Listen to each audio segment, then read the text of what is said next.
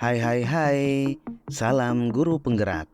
Jumpa lagi bersama saya Eugenius Ivan, calon guru penggerak angkatan ke-9 dari Kabupaten Flores Timur.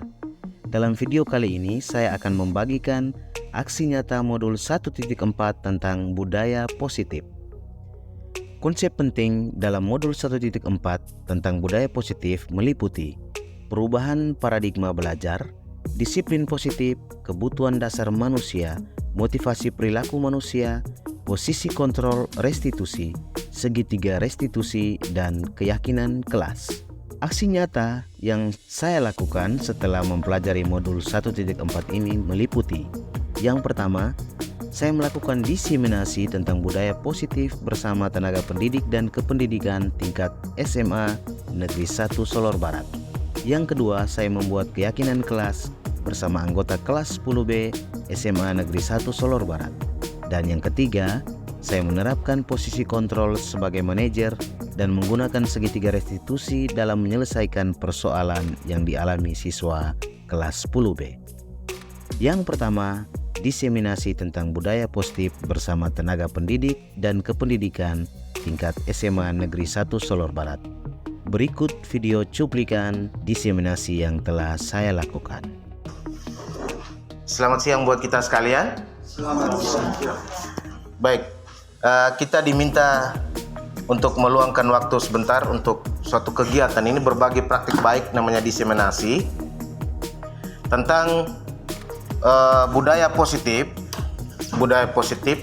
yang sudah dimulai dengan diterapkannya kurikulum merdeka pada kelas 10, dan ini paling banyak mengena di kelas 10, tetapi juga wajib diterapkan pada kelas 11 dan kelas 12.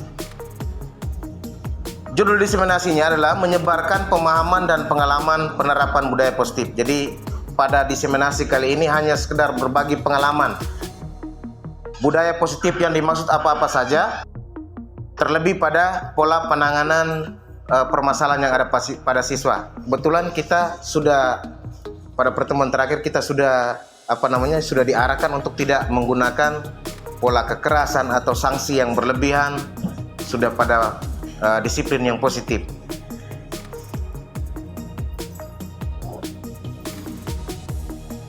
Baik, ada beberapa poin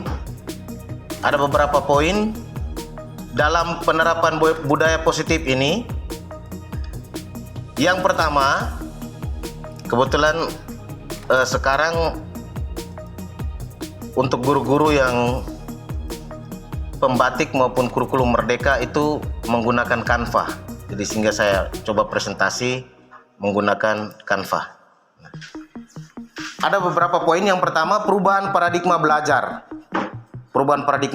Kemudian disiplin positif, kebutuhan dasar manusia, motivasi perilaku manusia, posisi kontrol atau restitusi, kemudian segitiga restitusi, dan yang terakhir adalah keyakinan kelas.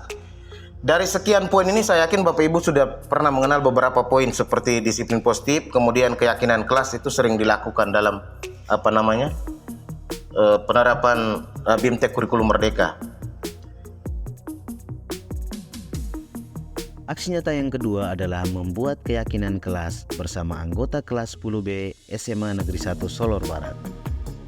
Hal pertama yang saya lakukan adalah diskusi tentang peraturan kelas yang akan menjadi keyakinan kelas bersama siswa-siswi saya.